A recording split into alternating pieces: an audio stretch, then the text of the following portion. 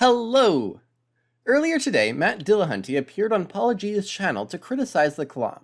His most prominent criticism was that the Kalam is an argument that doesn't even attempt to establish the existence of God.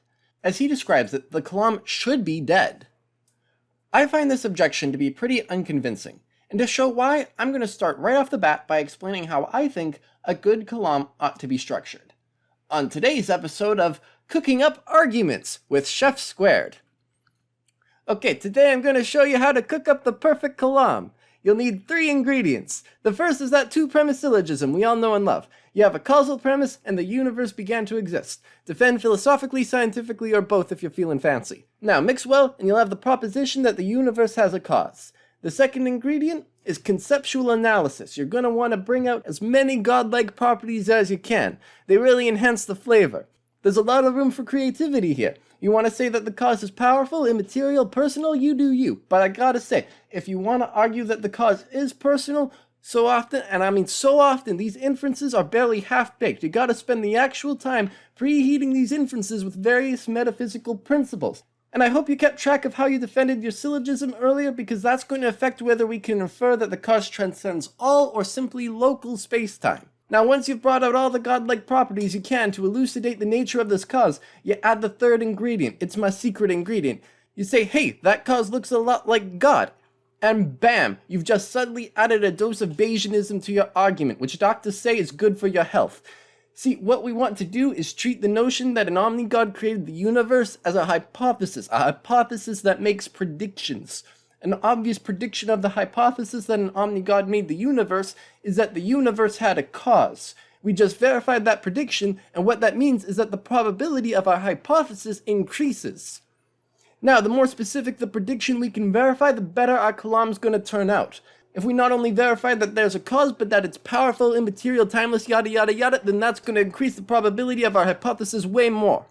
And we can convey all the complexity of that Bayesian confirmation with one line. Hey, that cause looks a lot like God. Beautiful. Chef's kiss. Mwah. Quick recap. We've got 3 ingredients, a syllogism, a conceptual analysis, and that Bayesian confirmation. So, with that out of the way, I can stop using this weird chef's accent. I mean, what even is this supposed to be? And look at Matt's criticisms. You have everything that begins to exist has a cause. The universe began to exist, therefore the universe has a cause. It's an undeniably valid syllogism. So, why am I saying the Kalam is dead? What's the end of the Kalam? Well, it should have been dead from the beginning as an argument for the existence of God. Because what is also undeniable about the Kalam is that it never mentions God. Not the word and not the concept, though some people would like to weasel that concept in.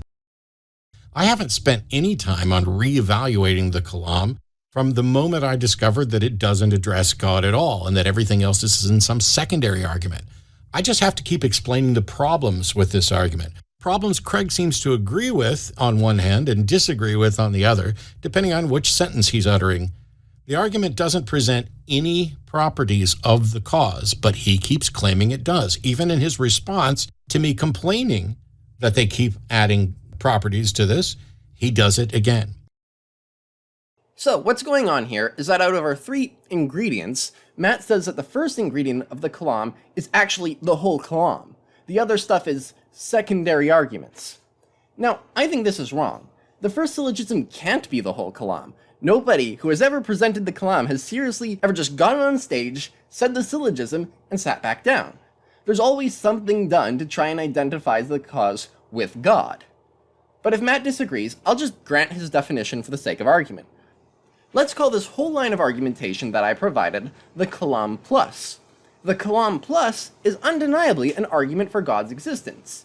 And while you may think that it's not convincing, the Kalam Plus is far from being dead.